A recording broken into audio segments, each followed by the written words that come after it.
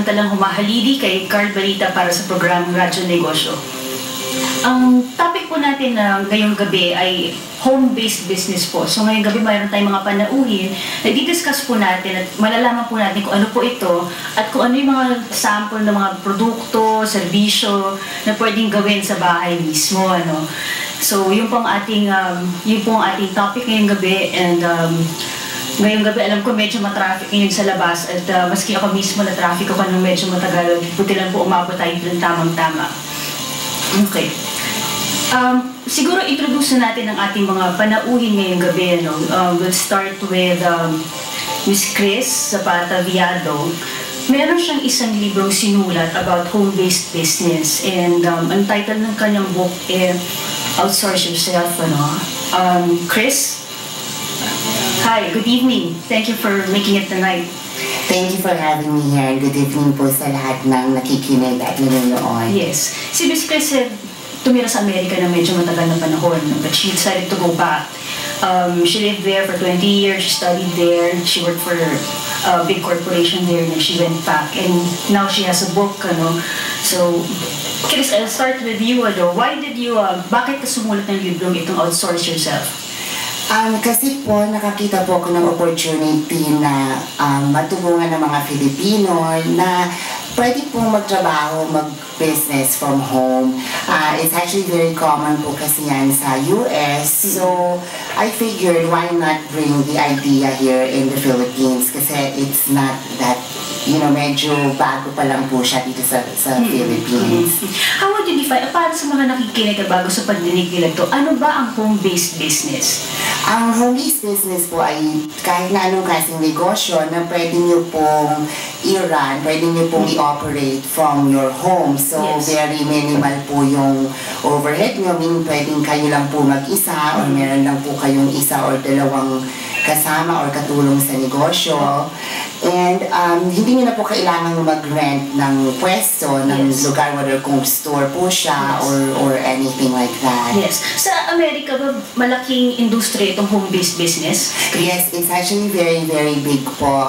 It's probably comprised, I would say, ng mga 40 to 45% po ang mga home-based business. Actually, as a matter of fact, karamihan po ng businesses ay nag-start from home. Like for example, yung UPS po na Courier and FedEx, nag-start po sila sa basement ng bahay nila.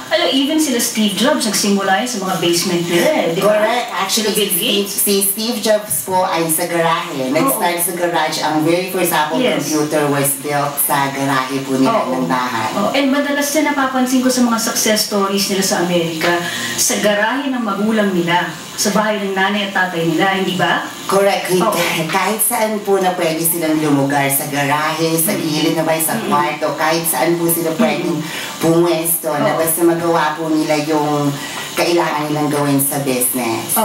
Okay. Ini-encourage mo ba na simulan ng negosyo sa bahay o yung iba kasi rumerenta agad, hindi pa sigurado? Ikaw, anong opinion mo dyan, Chris?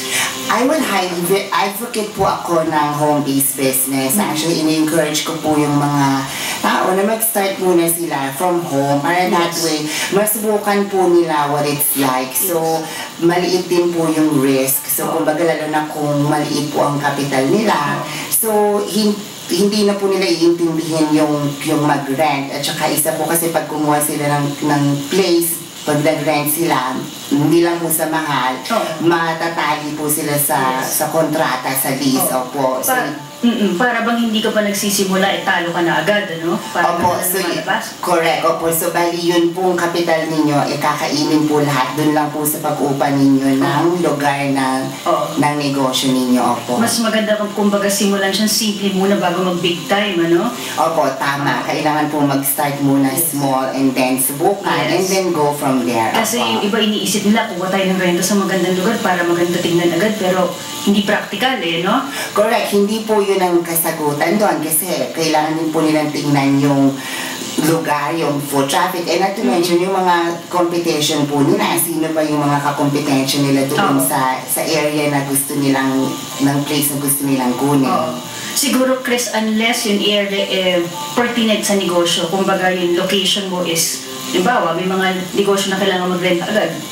para sabihin mo ng gas station, no? Di ba talagang naturally re-renta ka agad, no? Right. Except for those circumstances, right? Right, opo, exactly. I mean, there are, you know, believe it or not, marami po talagang, I think that's one of the reasons po na I wrote this book, kaya ko po siya sinulat, kasi marami pong tao na hindi po nila, wala po silang idea kung ano yung mga business na yon. So, na pwedeng gawin sa bahay, whether gumawa lang po ng longganisa, ng casino, or mga recycled products po na, you know, na pwedeng gawing bag or sandals or anything like that po. Okay. Yeah.